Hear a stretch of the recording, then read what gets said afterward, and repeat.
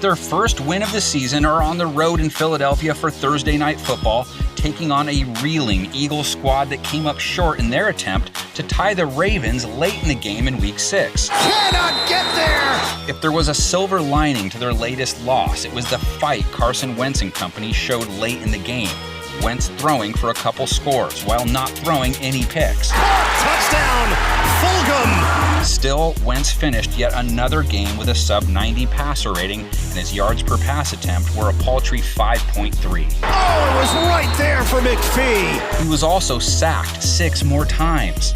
Right out of the gate, Calais Campbell gets to the quarterback. Wentz on the year, one of the most sacked QBs in the NFL. Wentz devoured.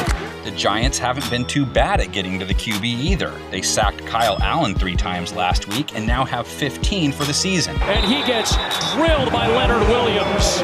But that good pass rush hasn't translated into good pass defense. Got a man! It's caught! The Giants gave up 280 yards to Kyle Allen, a couple scores, a rating close to 100, and all those numbers more or less fit how they fared on the season trying to stop the pass.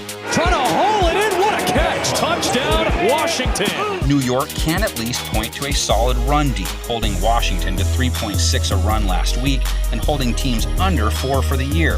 Leonard Williams with Dalvin Tomlinson.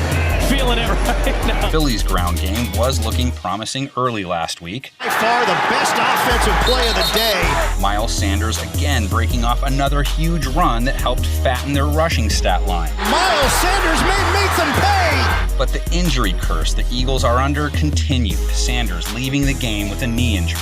The Giants' run game also not in the greatest of shape. Daniel Jones, their leading rusher last week. Daniel Jones still going. But outside of his one big run, they didn't do much on the ground in that game, and haven't this year ever since losing Saquon Barkley. Talked about that front for Washington. Good stuff. The Eagles' run D, like New York's, has been a strength overall so far. And it's a loss of 1 for Baltimore. They handled all of Baltimore's non-Lamar Jackson runners well, and on the year have held ball carriers to less than 4 yards a carry.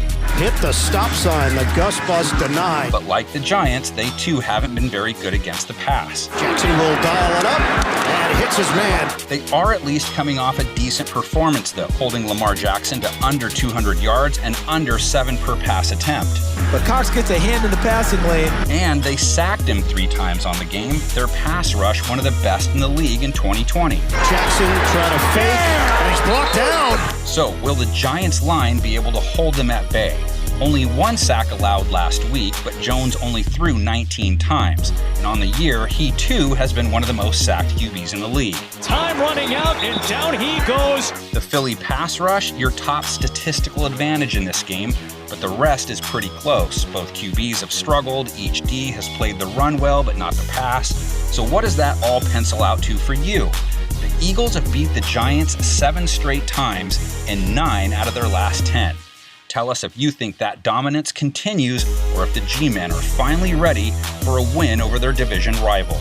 Let's see what our folks think of it. Jones. Here's a blitz from Washington. Looking for Slayton, and it is caught for a touchdown. Fake it. Wentz looking, didn't have anything initially. Rifles, touchdown.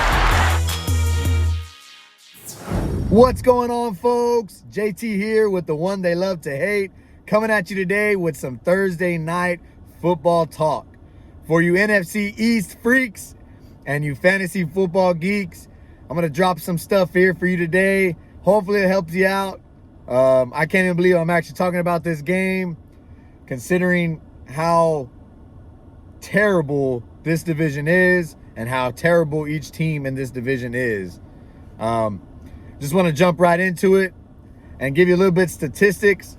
Philadelphia has allowed 28 points a game, while the New York Football Giants have allowed 25. So to say that this is going to be an offensive game, it's kind of up in the air, considering that Philadelphia has some key injuries in Zach Ertz and Sanders, their starting running back. While the New York Giants are struggling to score points, averaging 16 points a game, while the Philadelphia Eagles are averaging 23. So I'm going to go on here and I'm going to say right off the rip, the Philadelphia Eagles will take this game somehow, some way by 3 points, a dang field goal in the final seconds of the game. A shocker. Yeah, man, it's crazy that we're talking about this today. A lot of discussions on who to start, Boston Scott or Devontae Freeman. I know that you have Deshaun Jackson coming back for the Philadelphia Eagles. They are just terrible on offense when it comes to having people that are reliable. Zach Ertz has done nothing for this team this year. It's been terrible. Not sure if he's been dealing with injuries. Although Deshaun Jackson is a deep threat, as long as he is back 100%, I think that he could be the reason why the Philadelphia Eagles go and take this game by 3 points. 20-17. Philadelphia Eagles run away with it at the very end. I cannot say it's going to be an exciting one, but hey, this determines the NFC East. These are the games that matter. You know what I mean? The Eagles are 1-4-1, while the Giants are 1-5. Who's to say that this game doesn't determine who walks away as the NFC East champions in the 2020-2021 season? We shall see. As a Dallas Cowboys fan, of course, I hate both of these teams, but damn it, I'm not proud of my own damn team this year, so who the hell even cares about the NFC East anyway? Coming at you again with the one they love to hate. Stay tuned for more. Make sure to like and subscribe.